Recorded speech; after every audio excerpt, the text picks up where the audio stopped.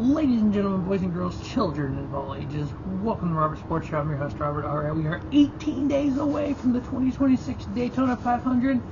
We are a mere 4 days away from, 3 days away from cars on track. Bowman Gray, maybe.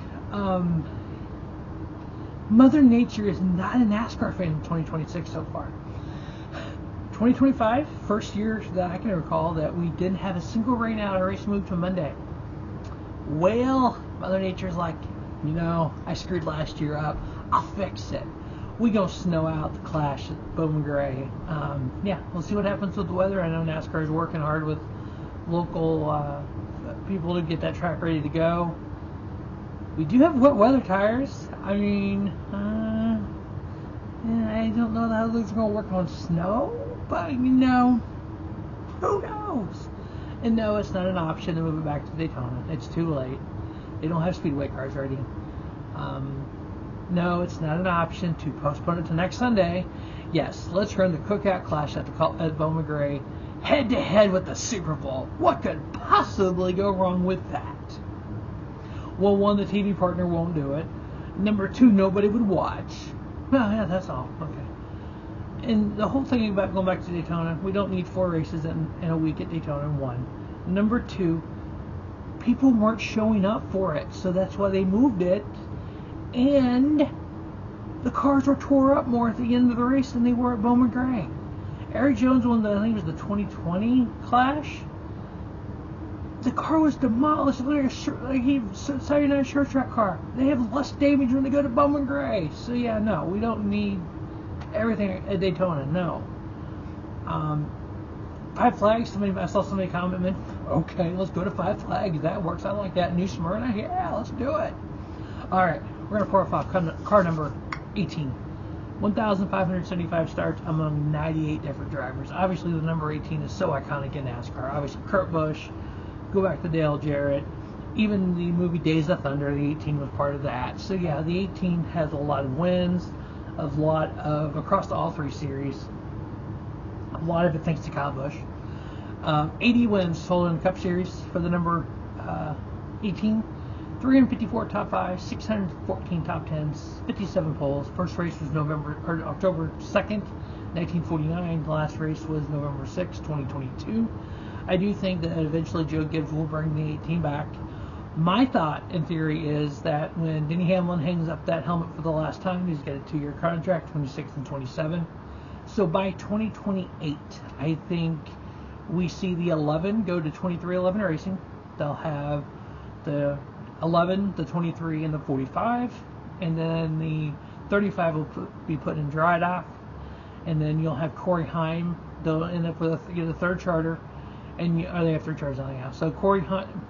So I think in my scenario, Reddick leaves 2311 to replace Denny Hamlin at Joe Gibbs.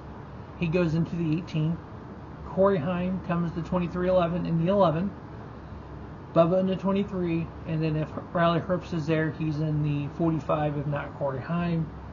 And then we'll figure out from there where everybody ends up. Maybe Riley Herbst takes over the 18. I don't know. I just know, unless the charter agreement has changed, which we know there was a new one that went out, there was a max of 3 cars per team. I know the 2 4-car teams were grandfathered in. We'll see. I'm not sure, like in the past when they've done stuff like that, how long that grandfather thing lasted. So JGR could have a charter up for sale sooner than later. And then same way with Henry Motorsports. All right, 585 times the number 18 was a Toyota. Obviously, Joe Gibbs Racing. 539 times it was a Chevrolet. A lot of that was Joe Gibbs Racing. 286 is a Pontiac. A lot of that was Joe Gibbs Racing. 90 is a Ford. That wasn't Joe Gibbs. 80 Dodge, 24 Hudson, 20 Buick, 19 Oldsmobile, 14 Mercury. Kyle Busch, 528 starts in that number 18. 56 wins, 206 top 5s, 304 top 10s, average finish of 12.9. Also for Joe Gibbs Racing, Bobby Labonte, 375 starts, 21 wins, 109 top 5s, 176 top 10s, average finish of 15.2. Also for Joe Gibbs, Dale Jarrett, 113 starts, 2 wins, including the Daytona 500. One of the great finishes ever, the Dale on Dale show. I love how Dad got to call that. And I love the backstory later on how he talked about he was on the radio even that day, and they brought him in for that last lap on TV and CBS, the last few laps, and him looking at seeing his wife down there like this kind of, you know, nervous about it, and then, you know, cheering Dale on, going to Dale Earnhardt the next week and saying, hey, you know, I know now they're supposed to be biased. I know I was kind of pushing for my son. You know, kind of apologized, put his arm around him and said, I'd have done the same thing. So I just love the backstory of that. I was like, oh yeah, announcers were really kind of supposed to be biased, and he was completely unbiased or biased that day. Joe Friesen, 101 starts, 4 top fives, 19 top tens, average finish of 21.5. Stick Elliott, don't know if it's any relation to the villain Chase, 78 starts, 2 top fives, 14 top tens, average finish of 19.3. JJ Yeley, 72 starts, 1 top 5, 6 top 10s, average finish 23.8.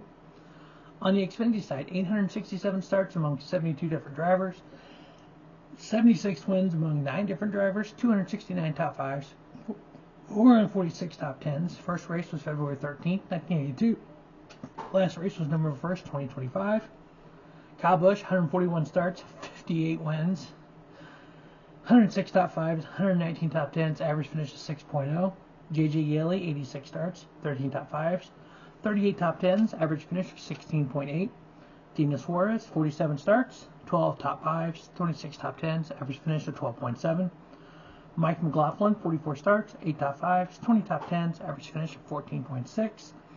Riley Herbst, 43 starts, 4 top 5s, 21 top 10s, average finish of 15.9. Sammy Smith, 42 starts, 1 win, 7 top 5s, 18 top 10s, average finish of 15.8. Daniel Hemrick, 33 starts, 1 win, actually was a championship. He won at Phoenix that year, won their championship. 15 top 5s, 21 top 10s, average finish of 10.8. Denny Hamlin, 24 starts, 4 wins, 18 top 5s, 20 top 10s, average finish of 7.6. Now on the truck side, the number 18, 602 starts among 39 drivers, 37 wins among 11 drivers, 158 top 5s, 292 top 10s. First race was February 5th, 1995. Last race was October 31st, 2025. Joe Ruttman, 65 starts in the number 18 truck, 5 wins, 23 top 5s, 40 top 10s, average finish of 10.4. Chad Chapin, 50 starts, 2 wins, 8 top 5s, 19 top 10s, average finish of 13.7. Tyler Ankrum, 48 starts, 1 win, 14 top 5s, 27 top 10s, average finish of 12.1. Noah Gragson, 47 starts, 2 wins, 12 top 5s, 30 top 10s, average finish of 10.3. Chandler Smith, 45 starts, 5 wins, 15 top 5s, 25 top 10s, average finish of 12.7. Kyle Busch, 39 starts, 16 wins, 30 top 5s, 33 top 10s, average finish of 5.9. So in the number 18, Kyle Busch in the Truck Series has an average finish of 5.9. In the Xfinity Series, an average finish of 6.0. And in the Cup Series, average finish of 12.9. He kind of good, putting up those kind of numbers. I know right now we don't see Kyle Busch as good as he was, and I think it's not him. I think he still has the ability. He's a little older. And what we've seen with a lot of drivers, the Jeff Gordons, the Jimmy Johnsons, the Dale Earnhardts, the Darrell Waltrips, the list goes on and on.